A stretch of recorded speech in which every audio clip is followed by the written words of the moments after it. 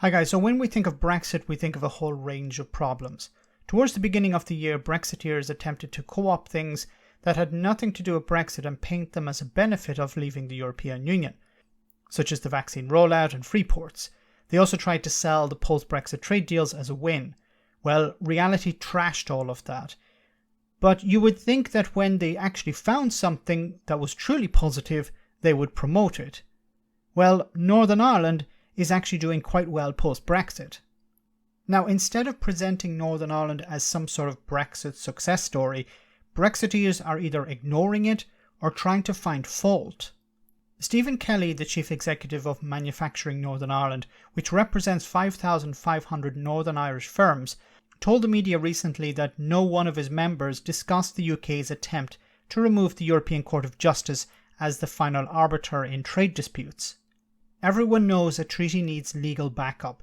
There have been border problems with the rest of the UK, but the ECJ is nothing but a Brexit purity issue. So while Northern Ireland is doing well, businesses there have every right to be concerned when they turn on their TVs to hear about how Unionist politicians or Lord Frost, the Brexit Minister, wants to tear up the agreement the UK signed with the EU. The protocol has many benefits.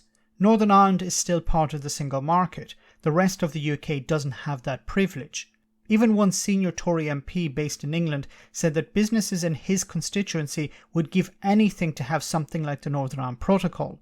While businesses in Great Britain suffer, businesses in Northern Ireland are thriving. The sale of goods to Ireland have increased 61% since the beginning of the year. Orders from Northern Ireland have been helped by the difficulty of purchasing from Great Britain. The Guardian newspaper reported on one example. Newprint Technologies in Derry produces and sells packaging and labels north and south of the Irish island.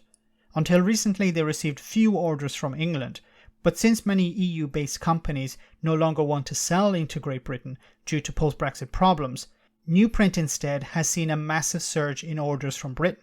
The company can access raw materials easily from the EU via Ireland, process the material and ship it to English companies without problems. The company said that they have seen a 15% rise in sales in 6 weeks, with next day delivery to Great Britain. This is all thanks to the Northern Ireland Protocol.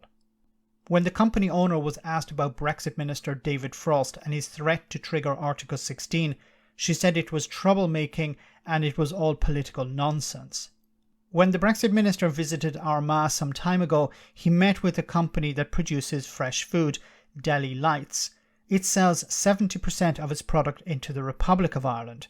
The chief executive described his meeting with the Brexiteer as, "We told him business is really thriving, but he wasn't listening to us. We told him the real problem was political uncertainty." While the protocol does help businesses there to sell into the EU and Great Britain, the biggest issue is getting supplies from Britain. Manufacturing Northern Ireland told the media that 20% of the usual import from the rest of the UK was being replaced at the moment by either manufacturers in Northern Ireland or in the Republic. Deli Lights, for example, has seen its business grow by 30% and has recently won 2 contracts with Asda and Boots, both in Northern Ireland. These retailers had previously been supplied by businesses based in England. There is a real fear among business owners that Lord Frost may trigger a trade war with the European Union over Brexit. While businesses are doing well there, especially in a part of the UK generally forgotten by Westminster, property prices are rising due to the amount of companies moving to Northern Ireland. The last thing the area needs is politicians playing games with the European Union. Businesses in Northern Ireland have said that they have no problem with the ECJ. It is important to understand the difference in the relationship that exists between business and politicians in Northern Ireland and the rest of the UK. Making a lot of noise in Northern Ireland can have some very serious consequences, not just for your business, but even for your life. This is why many industrial leaders keep a check on what they say to both politicians in select committees and when they're interviewed in the media. When the Vice President of the European Commission, Maros Šefčovič, made an offer to break the stalemate last week, it was welcomed by businesses in Northern Ireland. It's expected to remove up to 80% of customs and health checks on animal and plant products, along with medicines entering Northern Ireland relatively freely. This was more than many expected, but the joy turned to anxiety when Lord Frost hit back with demands to remove the ECJ, against something that was of zero concern to the business community. If the Brexiteer government started a trade war, it would be pretty easy to predict who would come out the worse.